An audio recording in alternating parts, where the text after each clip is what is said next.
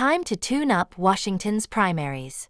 Once the most innovative in the nation, the top 2 model is showing cracks. Here's how the evergreen state can upgrade. On September 4, 2024, Democrats across Washington state let out a collective sigh of relief. A recount of the primary election finally confirmed that one of their own, then-King County Councilor Dave Upthegrove, would appear on the November ballot. Even though Democrats had won 270,000 more votes than Republicans in the primary for Commissioner of Public Lands, Upthegrove squeaked into second place by just 49 votes. This math story problem gone awry is a hiccup of Washington's top 2 primaries, in which the 2 candidates with the most votes, regardless of party, square off in the general election. Democratic voters split their majority 5 ways, allowing 2 Republicans to float toward the top of the pool with a combined 43% of the vote. Only the narrowest of margins spared blue-leaning Washington an all-Republican ticket in the general election. It wouldn't have been the first time. So do Washington's nonpartisan top 2 primaries need to go? Certainly not. 2 decades of research point to their overall positive impact on elections and governance. Compared with the 47 states that use partisan primaries, the top 2 model has a depolarizing effect on lawmakers, gives candidates an incentive to appeal to wider audiences, and turns out a more representative electorate. But while Washingtonians could claim for years to be leading the pack on primary reform, the top 2 model has also stumbled, occasionally producing backward results and unfavorable conditions for third parties. Since 2020, Alaska's top 4 primaries and ranked choice general elections have avoided top 2's tripping points while still retaining and building on its positive qualities. Washington's not down and out by any means. With a simple top 4 or top 5 tune-up, evergreen state voters could get the same results. Top 2 primaries, a step in the right direction. In 2004, Washington voters approved Initiative 872, which created top 2 unified or nonpartisan primaries. In these races, all candidates appear on the ballot together and the top 2 vote-getters, of any party, advance to the general election. California adopted the model 6 years later. Most states hold partisan primaries, which are exclusive to candidates of a given major party and tend to produce combative campaigns and extreme legislators. But reformers theorized that unifying the races, i.e., making them nonpartisan and allowing all voters to participate, would produce more moderate legislators who better represented the majority of voters. They were right.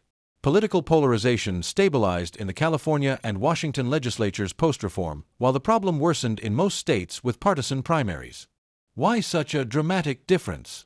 For one thing, unified primaries tend to turn out more voters that better represent the overall electorate than partisan primaries, which skew older, whiter, wealthier, and, some researchers suggest, more ideologically extreme than those who show up for general elections. Because Washington's unified primary voters look more like the general voting public than most other states, candidates and lawmakers have caused to court voters from all sides, not just a narrow base, to secure one of the top 2 spots. Another key element is that the top 2 candidates, regardless of party, advance out of the primary. 2 Democrats or 2 Republicans can face off in the general election if an area skews heavily toward either party. Voters of the dominant party get more options in the general election, while voters in the political minority can sometimes play kingmaker, putting a more moderate candidate over the top. There's no better illustration of the dynamics top 2 has introduced than Washington's 4th congressional district. About 60% of voters in the district backed Donald Trump in 2016, 2020, and 2024. But Representative Dan Newhouse, one of only 2 U.S. House Republicans to vote to impeach Donald Trump and win re-election in 2022, has won out over a more conservative fellow Republican in 3 separate elections. Under partisan primaries, Newhouse would likely lose to more extreme candidates, who would square off against the single Democratic nominee in the general election, winning easily, despite being the first choice of only a tiny fraction of voters. The district may be far more red than blue, but given a choice between 2 Republicans, District 4 voters consistently prefer Newhouse. But there have been bumps in the road. For all its exciting properties, the top 2 model has exhibited a few unexpected defects. Voters sometimes get stuck choosing between candidates that don't represent their state or district. Contests between 2 candidates of the same party can prompt a segment of voters to skip a race on their ballot entirely. And despite good intentions, the top 2 model may be draining support for third parties. When one party divides, the other conquers, not always in the way voters want. Though top 2 skews toward electing partisans with broad appeal to residents of a state or district, sometimes the opposite happens. Once in a while, top 2 produces a spoiler-like situation in which a heavily Democratic electorate gets stuck picking between 2 Republicans, or vice versa. Dave Upthegrove may have squeaked through a splintered primary to the 2024 general election, but Washington Democrats haven't always been so lucky. Take, for example, the Washington State Treasurer election of 2016. The Democratic majority, 52% of primary voters, split their vote between 3 candidates in the primary, so 2 Republicans advanced to the general election, despite having fewer overall voters in their corner. For the next 4 years, Washington had a Republican treasurer against the likely preference of most voters. And it's not just a Democratic problem. Republicans cried foul when Washington voters got no Republican options in the general election after the divided 2020 primary for lieutenant governor, even though there was a Republican candidate for governor. Some voters who don't like their choices simply give up and move on. Call it the dilemma of the peckish. Pop open the refrigerator looking for a treat, and there's nothing inside that catches your eye. Now, a dedicated snacker might pick between less than ideal options even if they're not in the mood. But somebody who's not that hungry is more likely to just close the door and walk off. Turns out, about 7% of voters feel the same way about their ballots. Even though they have their pick between 2 candidates, they'd rather roll off and abstain from voting entirely when they see 2 Democrats or 2 Republicans in a race, compared with 2 or more party contests. In same candidate elections where the margin of victory is below 7 percentage points, like the narrow 2-Democrat race for State Senate District 35 in 2018, one can't help but wonder if those abstaining voters might have changed the outcome. Third parties are getting iced out. Third-party and independent candidates tend to perform worse under the top 2 model than in partisan primary states, in which they can sometimes appear on the general election ballot. It's not hard to see why. When only 2 candidates can advance out of primaries, they're almost always Democrats or Republicans. Voters who might be inclined to support a third party in the primary generally recognize the slim odds of success and go for one of the 2 major parties instead. Of course, the impact on election outcomes has been minimal, as third parties rarely win elections anyway.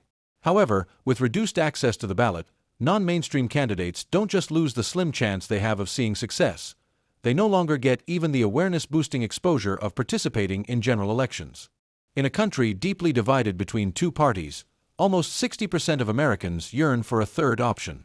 Unfortunately, Washington's current primary model may not get there. In the words of Unite America Democracy fellow Richard Barton, for those who believe that a healthy political system requires more than 2 parties, top 2 may actually be worsening American democracy. The Alaska model, new and improved. Alaska's top 4 primaries share the benefits of top 2's unified primary concept.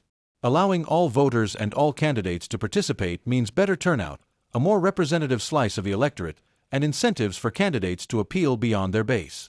But advancing 4, or, as some reformers suggest, 5 candidates, rather than 2, plus using ranked choice voting in the general election, is how Alaska's model fixes what top 2 doesn't get quite right.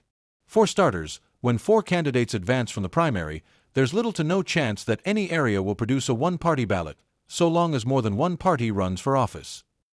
Compared with advancing 2 candidates, there are simply greater odds that at least one will be a good match for any given voter in their state or district. So those voters who are inclined to skip single-party races, they'll rarely have occasion to do so. Meanwhile, those third-party and independent candidates who get locked out of general elections under top 2 have greater odds of advancing in a top 4 primary, and under ranked choice voting, voters have more reason to vote for them. In a pick-one contest, a voter might avoid wasting their vote on someone outside the 2 major parties lest they spoil the election.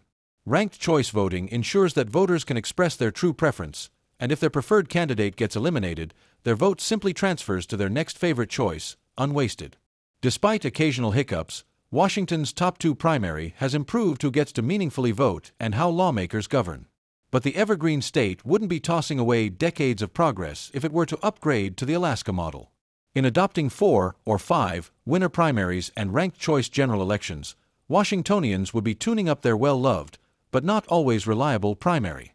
They'd be fashioning it into something more functional, efficient, and dependable, while reclaiming their spot in the front of the pack.